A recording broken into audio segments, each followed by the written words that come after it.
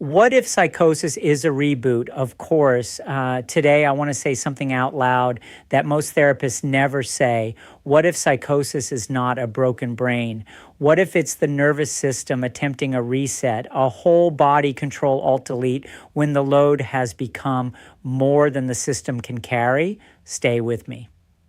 For 75 years, psychiatry has told us the same story. Psychosis is a brain disease. Medication corrects it. End of story. That story has helped some people. It has failed millions of others. And here's what mainstream psychiatry won't tell you. The dopamine hypothesis, the foundation of every antipsychotic on the market, was proposed in the 1960s and has never been fully proven. It's a model, a working guess, and we've been treating it like a fact for 60 years. Imagine being 19. A few months ago, life felt normal. Then something changed. The world stopped feeling familiar. Reality itself felt uncertain. The mainstream story about you goes something like this. Your brain is broken. Take this medication for the rest of your life. What if that story is not the whole story? Here's what I've come to believe after years of doing this work. Your nervous system is a Rolex, a very expensive, very precise Rolex made of hundreds of millions of years of evolutionary craftsmanship. And that Rolex has been beat up by genes, trauma, stress, inflammation, by a body running above its capacity for years. The Rolex still tells time. It's still working. It's just working differently than it was designed to. And at some point, when the load becomes too much, it tries to reset itself. Here's what fascinates me. Every other system in your body has a version of this. Your immune system reorganizes when it's overwhelmed. Your gut resets after antibiotics. Your brain runs a cleaning crew every night while you sleep. Why would we assume the mind, the most complex organizing system in the entire body, is the only one without a way to attempt a reset when everything else has failed? It does, and we may have been misreading it for 100 years. Now, let me be honest with you. This does not mean skip the medication. Medication may be exactly what stabilizes a system so the reorganization can actually complete, but it means the medication may be doing something different than mainstream psychiatry has told us. And it changes how we understand the person going through the storm. They are not losing their mind. Their mind may be trying to save itself. So where does this reset begin? The newest research is pointing somewhere unexpected, not the brain, the gut.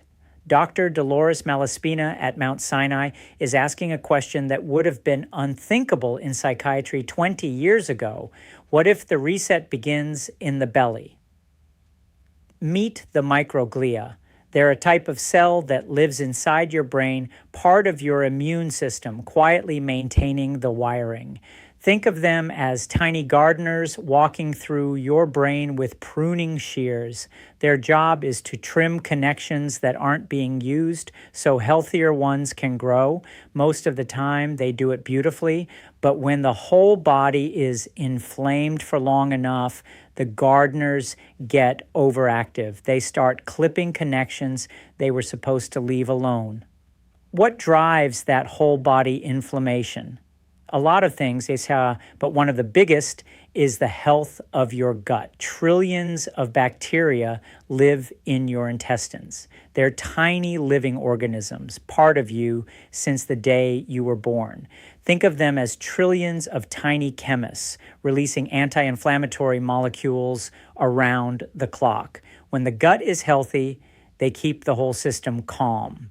When it's depleted, the chemists go quiet, inflammation rises, the gardeners get busy, the wiring starts to change, and somewhere along that line, the mind attempts what may be the most misunderstood act in all of psychiatry. It reboots. The mainstream story asks, what's wrong with this person's brain? We've been asking the wrong question. The better question is, what is this nervous system trying to do? A mind attempting to reorganize under overwhelming load is not a broken mind. It's a mind doing what it was built to do, under conditions it was never designed for. The person in the storm is not defective. They are not their behavior in the worst hours of their life. Behavior during a nervous system reboot is not personality. That doesn't erase responsibility, but it changes compassion. It changes treatment. It changes the kind of care we build around the people we love. Next time, we go into the brain's gardeners more closely. Why do they get so busy between the ages of 17 and 25? The answer may completely change the way you think about the teenage brain. I'm Erick Sandstad, psychotherapist, and if this helped you understand your brain a little better, I'd love to have you join me for the next conversation.